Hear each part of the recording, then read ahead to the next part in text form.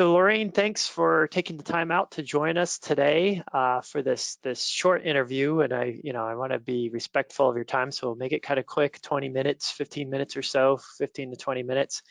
But I really wanted to talk to you. You're top of my mind to reach out to see what you're doing and your restaurant establishment is doing during the COVID epidemic, and being in Central California now, we're facing the California wildfire issue, and I know you've been involved with that. So I wanted to kind of just get a sense from you on how you're approaching these issues and what you see going forward. But before we jump into it all, if you could give everybody a little introduction about who you are and your restaurants and where you guys are located. Sure. Well, my name is Lorraine Salazar, and I am the co-owner, along with my brother Carl Salazar, of the original Sal's Mexican restaurants located in the Central Valley. We started the business, actually my father started the business with my grandfather in 1942 in a little town called Selma. And my grandparents were immigrants from Mexico, from Zacatecas, Mexico.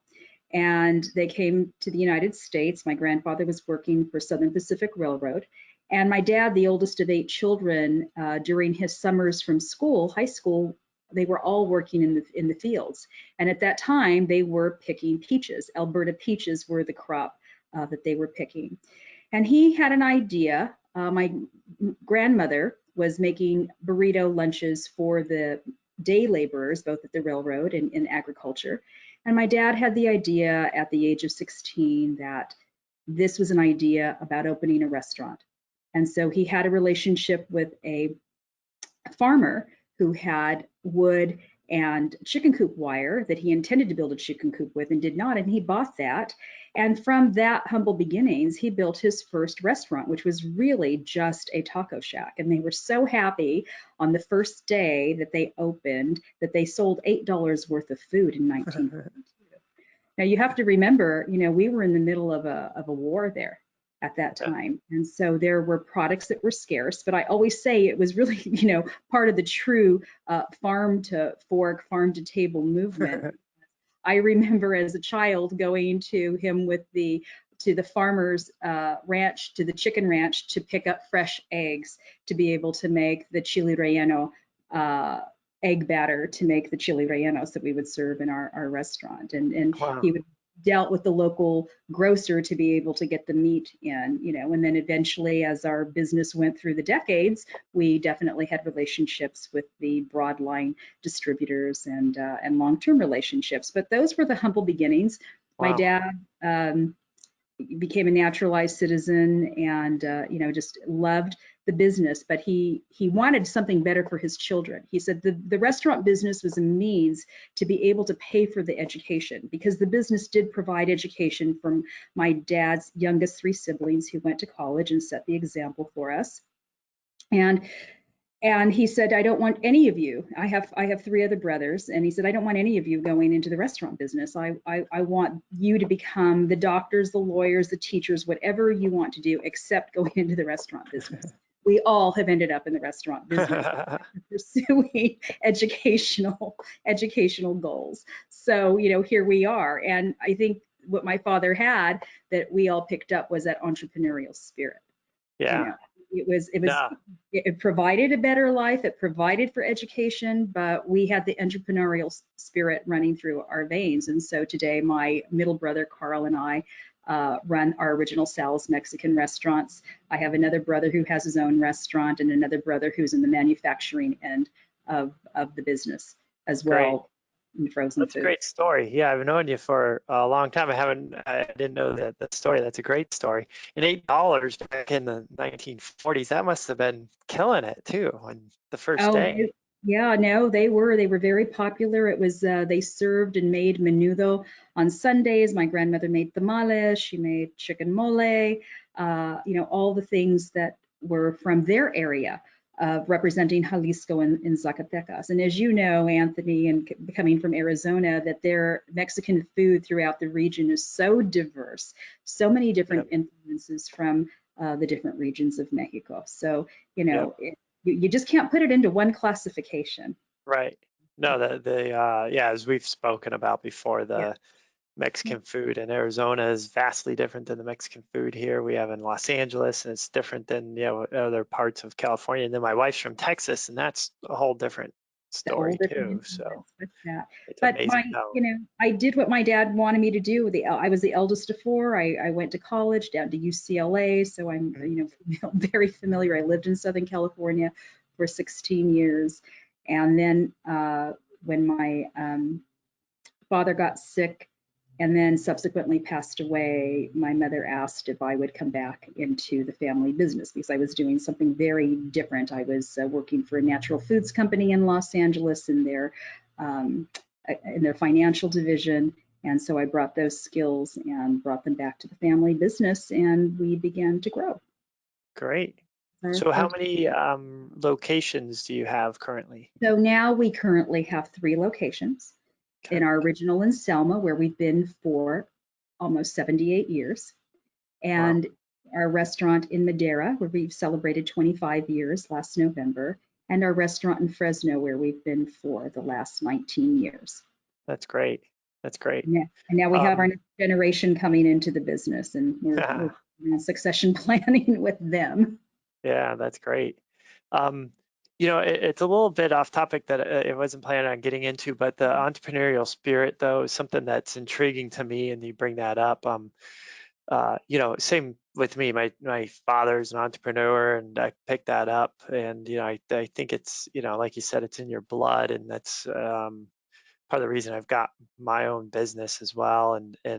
But you know, a lot of people ask me the question, and I see a lot of entrepreneurs out there, and you know, the question comes up, you know, are you born with it, or is it something that you learn, or and you know, do you think it's right for everybody?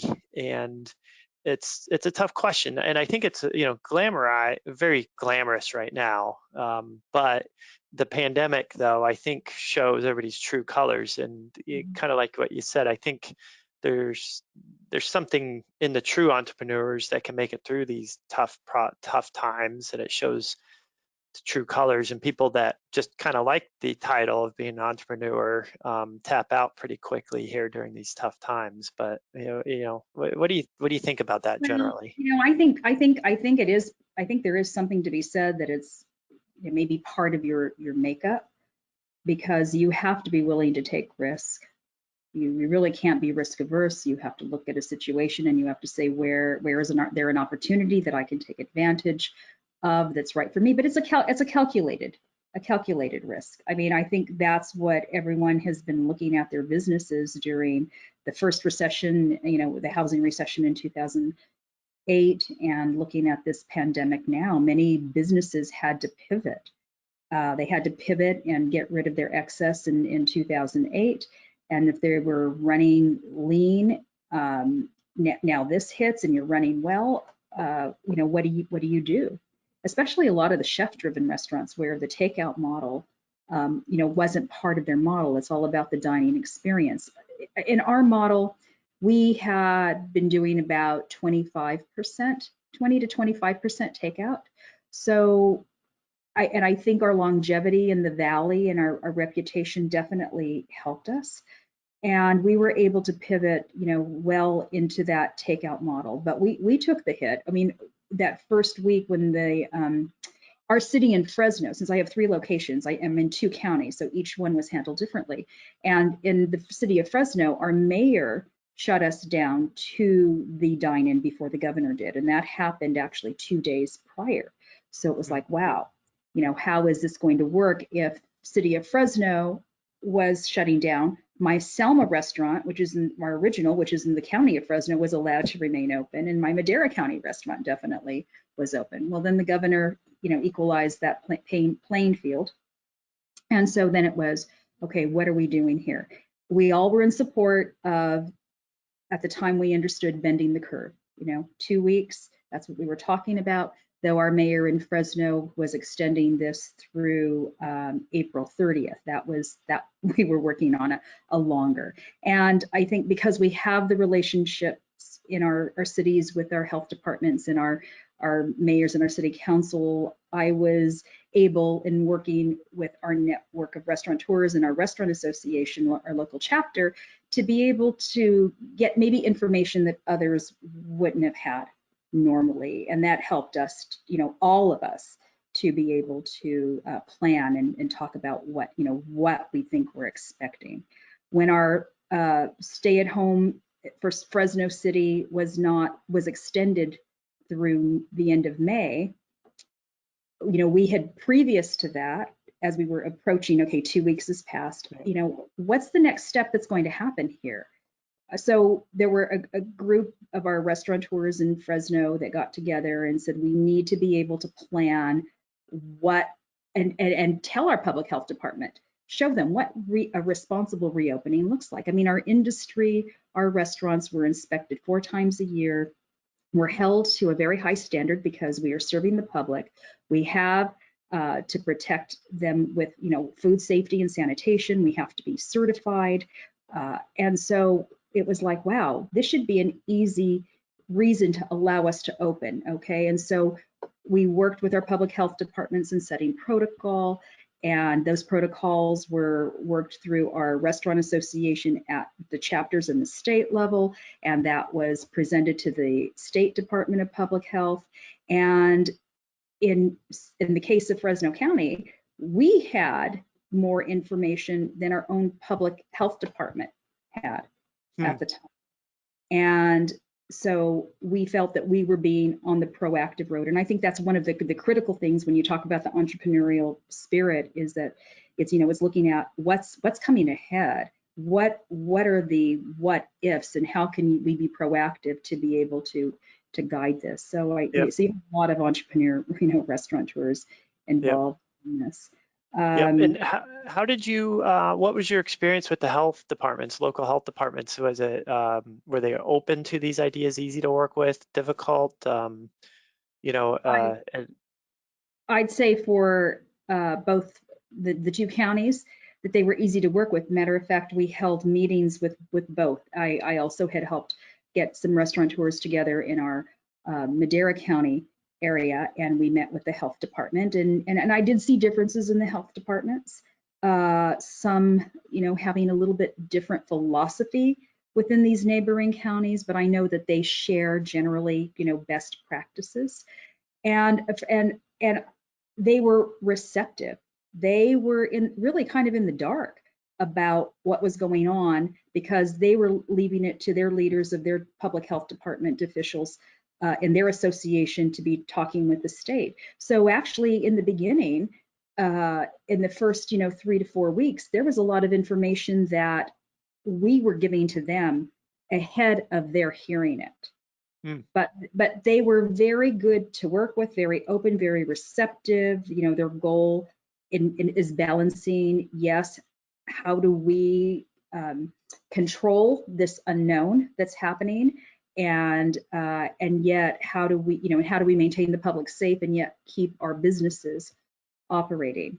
And that's been our experience here in Southern California too, with my clients dealing with the health department. Surprisingly very open and accommodating, and good to work with. And I think that's kind of like you said, being proactive with them helps a lot, and showing that you're trying to help and be a solution as opposed to a problem, and pushing everything, being too risky. So yeah, no, that's great feedback.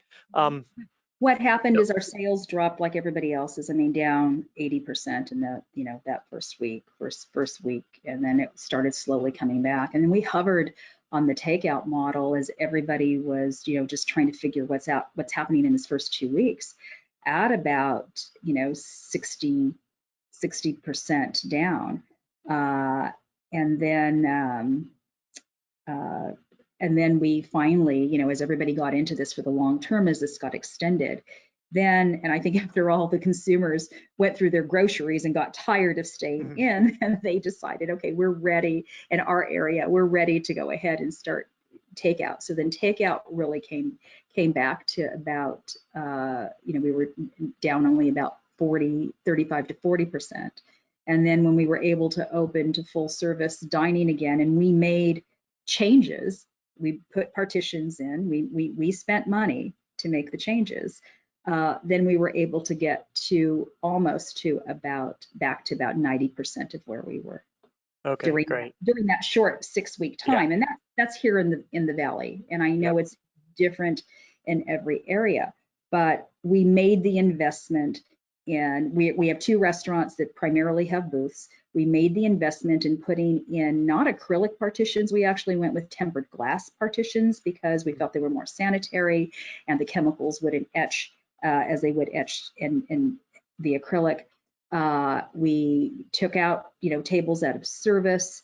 We ran on a really lean staff. I had 175 team members pre-COVID, and during this time, we were down to 50 team members to be able to keep our kitchens producing and then handle what we needed front of house on this to go. And so you had, in pivoting, it was like, okay, how are we going to streamline taking our takeout orders? We had not done third-party delivery. We engaged in third-party delivery or online ordering platforms in order to be able to make this work. So technology has been a big thing for us in advancing that technology to help our business. And yeah, how's that working with third-party deliveries? Different clients have different responses on that.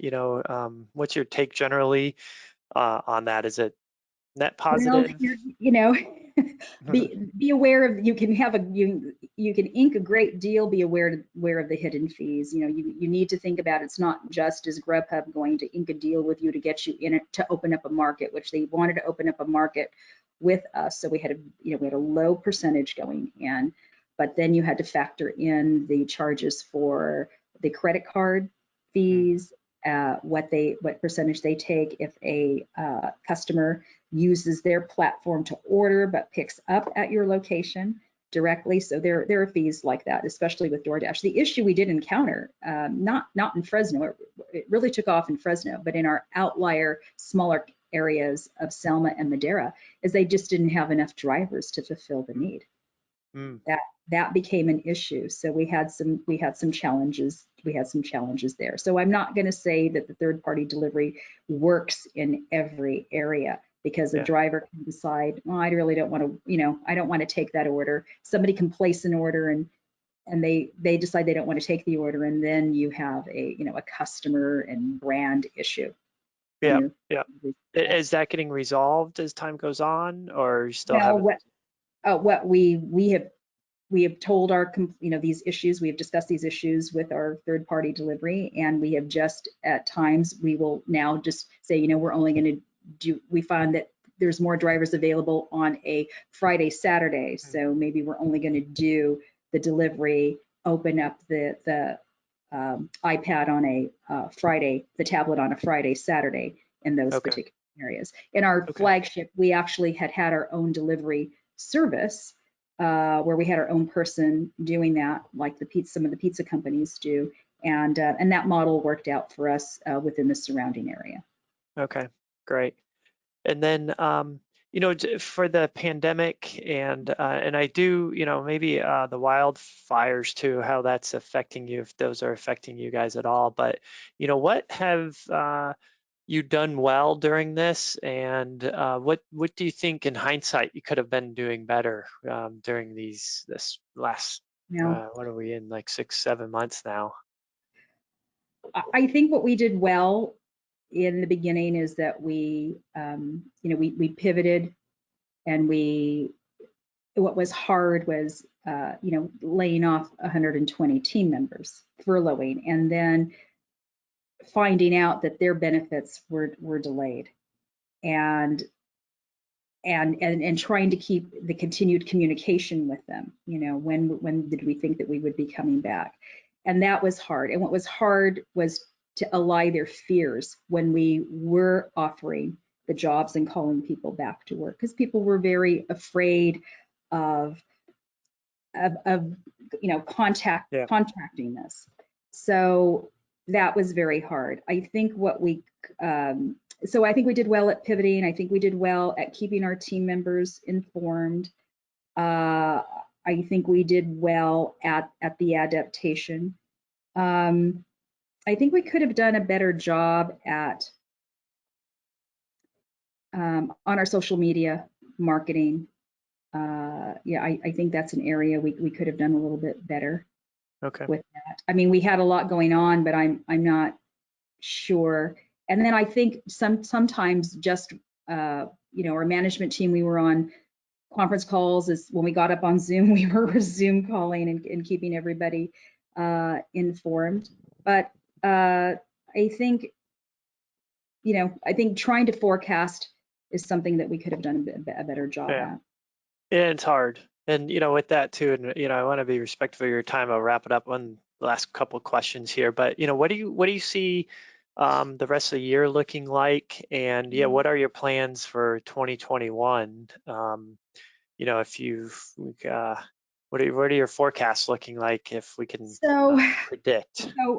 so for us, the problem in Central California is that when the governor said we could go to outdoor dining, we're at 100 degrees and over, and a little over just about last week and the week before, especially the week before, we were at temperatures of 108 to 112 degrees.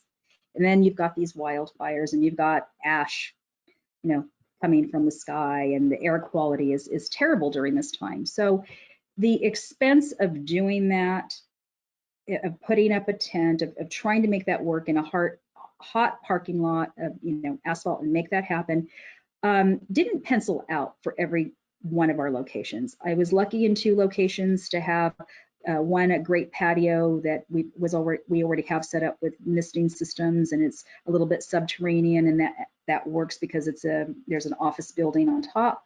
And my other one in Madera County, we had a smaller patio, but we were able to put 6 tables out there, and in the heat, people chose to eat out there during the lunchtime, but we really didn't get any business, for the dinner. So then we have the fires, and so people are increasing their curbside pickup, which was something new that we pivoted to because we didn't have curbside pickup before. So that was something new during this time that we've done, and that will remain. So I think the saying you can do outdoor dining, I think, works for Southern California where you have a more temperate weather. It doesn't work for the Valley. And what we're talking about now is, well, what happens if we go ahead, this is extended, and as part of a phasing in, it's still going to be outside dining. What happens when rain in the winter come? Because we get pretty cold here in the Valley.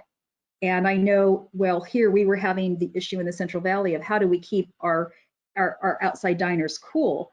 I know that the Bay Area, San Francisco, was having the opposite. How do we get enough heaters to keep everybody warm? So every part of the state is going to have a different challenge with it. And I hope that that number one, counties can come off the watch list, and that we can move forward with inside dining. But I really don't see, I guess, things getting back to any sense of normalcy maybe until the spring of 2021. Okay. Yeah. It's hard to predict. I've got mixed feelings about it, and seems like there's a lot of pent-up demand. But with that said, like you said, there's some concern though too. A lot of people are concerned, and kind of a mixture for that, how people are feeling about it. But Anthony, the other thing too that we did that was really important is, in the beginning with all of this, we made sure we were on every webinar. I did, my administrative team did. We were on every webinars that you did, webinars that others did, and webinars that were coming through the California Restaurant Association. I mean, they were a great, as a member, we definitely got our value, and they're the team that we're looking to be able to help us through this pandemic. Yep. No, that's critical. We've been doing a lot with the California Restaurant Association, and they've had some great resources for their members, and really opened it up during this pandemic too for outside of even the membership. So No, and it's a good point to end on. That knowledge is key, and these laws are changing so quickly too. They passed fast. The FFCRA we were talking about before the call here. We're still dealing with some interpretations of that law that passed in a relatively short period of time in terms of legislation, a couple of weeks, and now we're dealing with interpretations of that, and yeah, a lot of new issues coming up. So that knowledge is key, and that's where I really appreciate you coming on and sharing your knowledge and experience here and what's happened to you and how you guys got through it. It's very insightful. I wish we had more time, and maybe we'll have you back on for a second interview. I want to hear more about how your dad started the business when he's 15 or 16. That's crazy. And yeah, the starting, and I really like those stories and hearing how that plays out. That's great. It's a great story, and I really appreciate you taking out the time today to Thank talk with you. me. Thank you for the invitation. Thank you for thinking I have something worthy to say. Oh yeah, no, it's great. So wish you the best, and we'll talk to you soon. Thank you, Anthony.